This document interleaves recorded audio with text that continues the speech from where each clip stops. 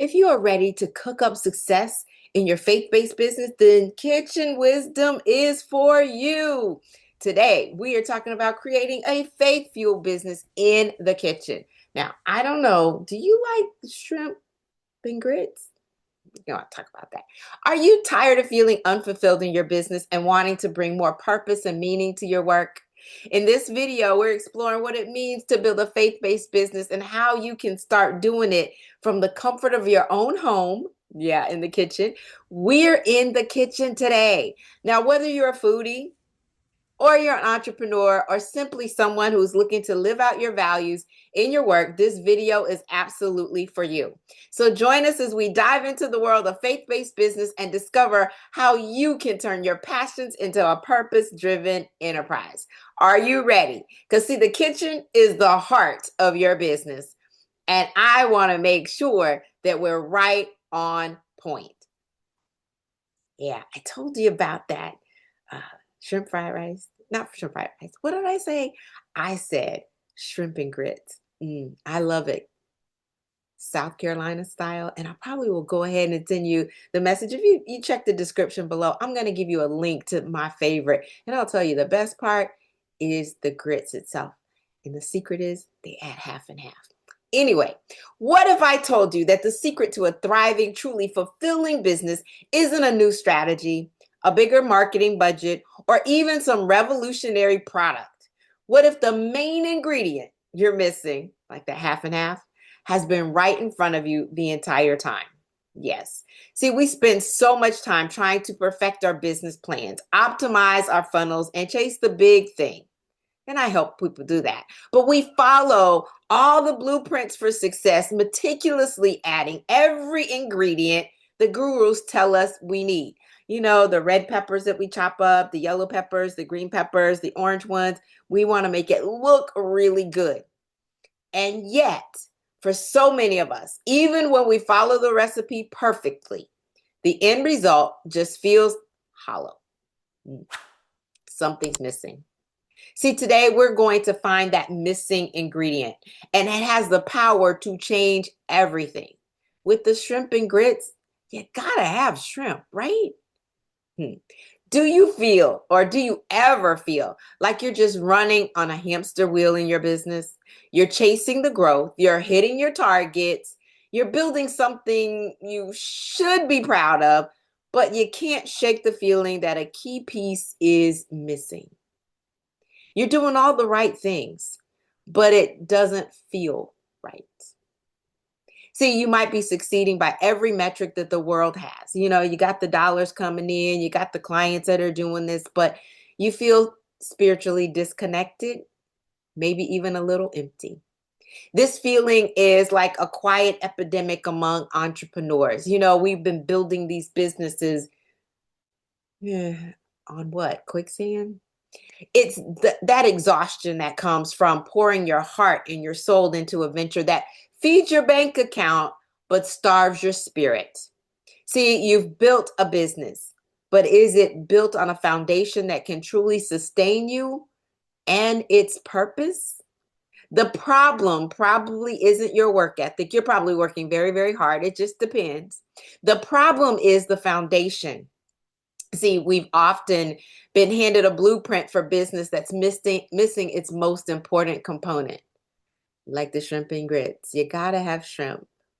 And in mine, you gotta have andouille sausage, and you gotta have some bacon too. Those are key ingredients.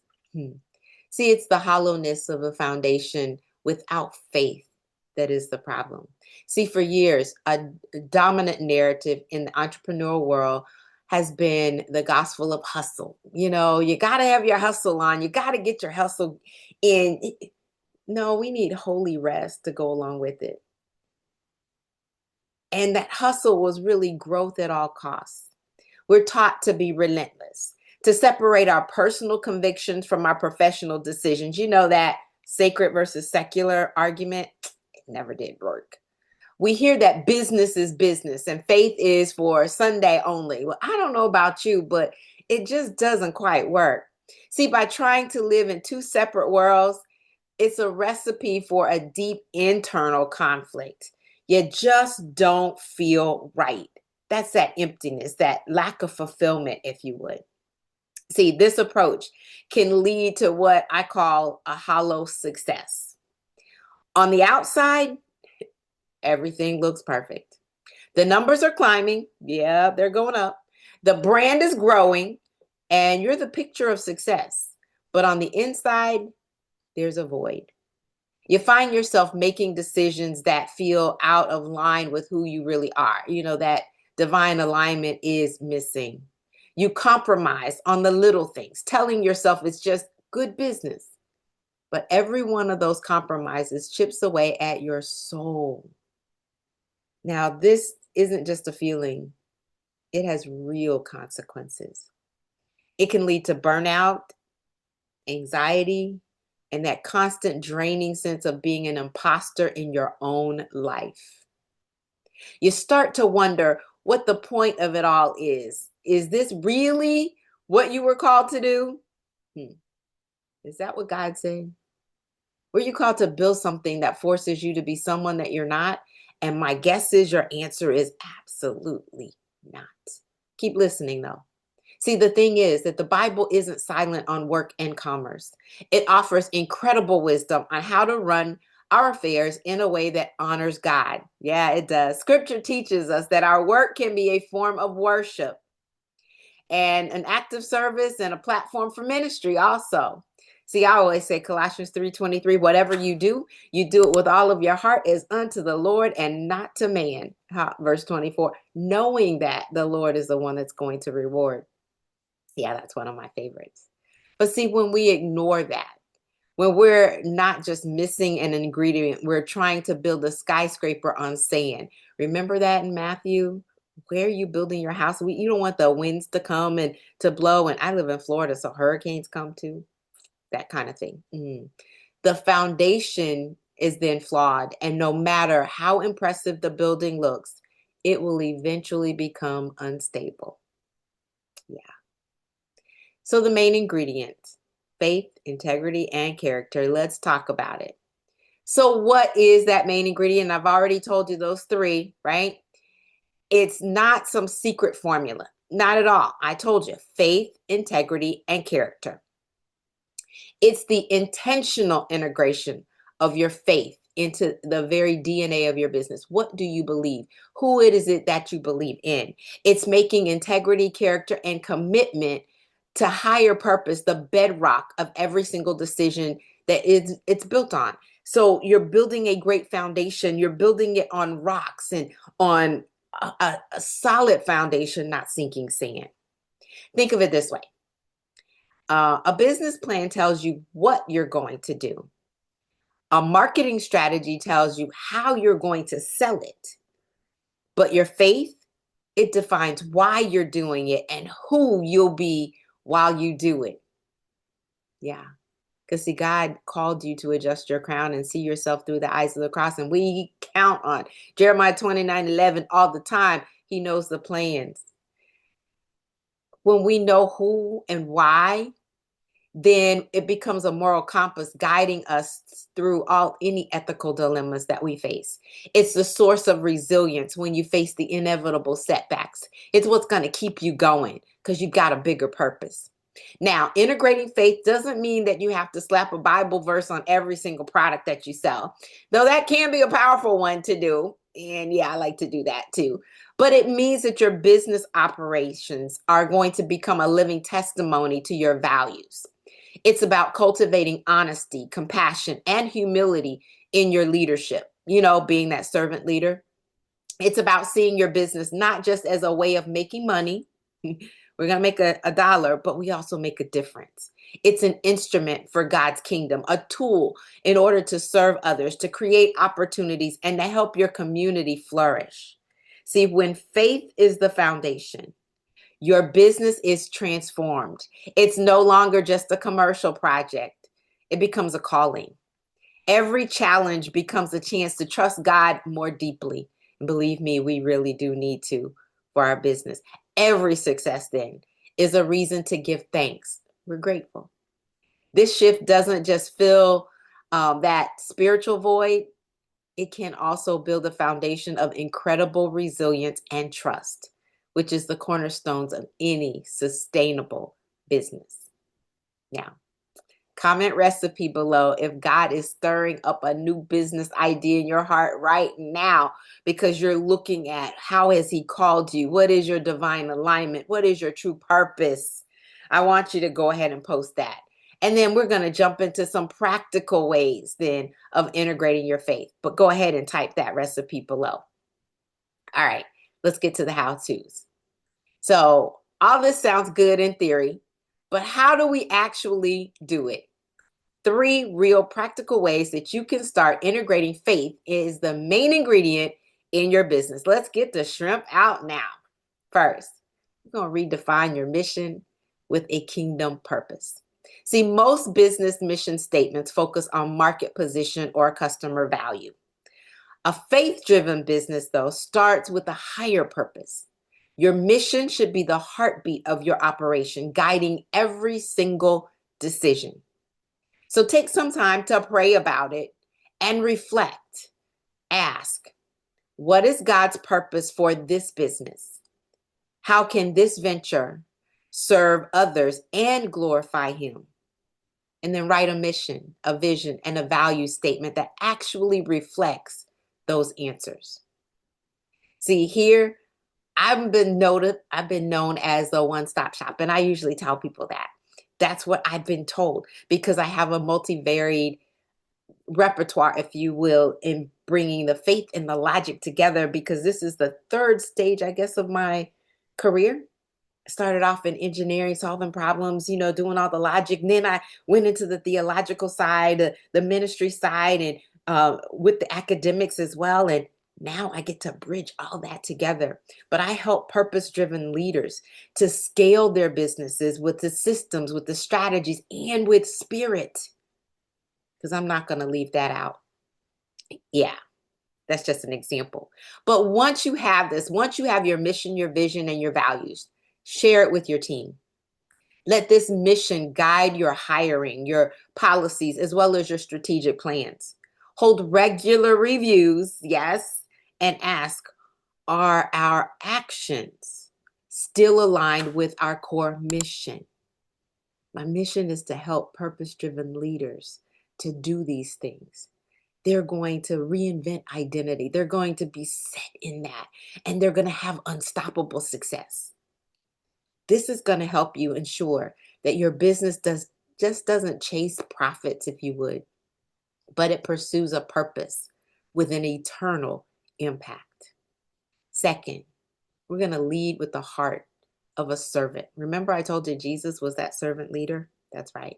See, the world often pushes a top-down, power-driven leadership model. If I got the title, you got to listen to me. I'm going to be in control, and you got to do what I say.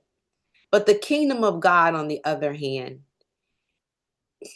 champions servant leadership. Jesus himself said, I didn't come to be served, but to serve. So bringing this mindset into your business is revolutionary. So for coaches, we're not saying this meeting is about me. It's all really about you and how you feel. See, servant leadership means that you truly prioritize the well-being and the growth of your team and those that you're helping. You lead by example with humility. I love this one. As an example, Truett Cathy, the founder of Chick-fil-A, is a legendary example.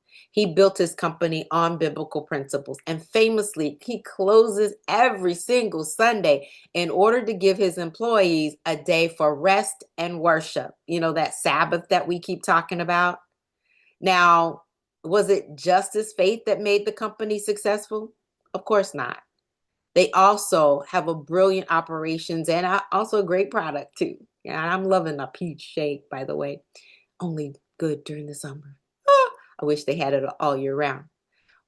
But that culture of servant leadership is undeniably a massive part of their success story, creating incredible loyalty and high employee retention. And it goes to show you also that when you have customer service, every time you come through the drive-through at the very end, what they say to you is always positive. it bleeds over. So see, when leaders serve their team, the team is empowered to serve customers with excellence. And this isn't just about being soft, it's about being wise. By investing in your people, you build a stronger, more resilient, and more effective organization. Number 3, build systems of unshakable integrity. See, faith isn't just about the big vision, it's about the daily details. Upholding integrity means building business systems that are transparent, they are fair, and they are honest. And this touches every part of your operation. So, how do you handle your money? Proverbs remind us that, dishonest money dwindles away, but whoever gathers money little by little makes it grow. This calls for ethical financial stewardship. And you guys know I'm the biblical money management expert. I'm going to tell you about that. And one of the things in the Psalms, it says, the wicked borrow and do not repay. So the question is, how do you treat your suppliers and your partners? Are you paying them on time? What about your contracts and your negotiations? They should be fair and honest as well. Where you say yes, it should be yes. And where you say no, it should be no. Get your yay be yay and your no, your nay, nay. Remember that? So how do you market your products? Your marketing should be authentic and truthful, not based on manipulation. Come on, the sleazy tactics has got to go out the window. That's one reason why. Yeah, I just can't hear everybody. And you probably can't either, especially if you're here with me. So try starting your day with prayer instead of jumping straight into your emails. I know the email list piles up, but let's ask God first. Let's start with, Lord, what would you have for me to do today? So when you build systems then that reflect God's character in everything from your customer service policies to your daily routines, you build a business that people can truly trust. So look, integrating faith into your business is a journey. It's not a destination. It takes intention, it takes courage, and it takes a strong community. So if this message is resonating with you today, I want to invite you to be a part of the conversation. See, your business needs the right ingredients to thrive. So subscribe for more biblical business recipes. That's right, subscribe to this channel and tell me in the comments what's cooking in your entrepreneurial kitchen. Got it? See, we're here building a business that truly honors God. And I love reading your stories, and I know others will too, as well as your commitment. It's going to be a huge inspiration for all of us. So let's build a community of entrepreneurs who are redefining what success really means. All right. The main ingredient your business is missing isn't hiding in a textbook or a seminar. It's found in the commitment to align your work with your worship. It's this decision to build your business on the unshakable foundation of faith, integrity, and character. When you do this, you don't just build a profitable company, you build a legacy. You create a business that not only succeeds in the marketplace, but it also serves as a beacon of God's truth and the love in the world. And you finally stop chasing hollow success and you start building a life and a business of true, lasting significance. So don't just build a business, build a kingdom business. I'm Dr. Chonta Haynes. I've been called the one-stop shop for faith-based coaches, speakers, and authors ready to 5X their income and impact. See, as the Destiny Accelerator, I help purpose-driven entrepreneurs to build scalable brands with strategy, systems, and spirit. Now, next week, we're going into the sacred space. Guess where that will be? I don't know, but you join me and I'll see you on the other side. Have an absolutely fantastic rest of your day. God bless.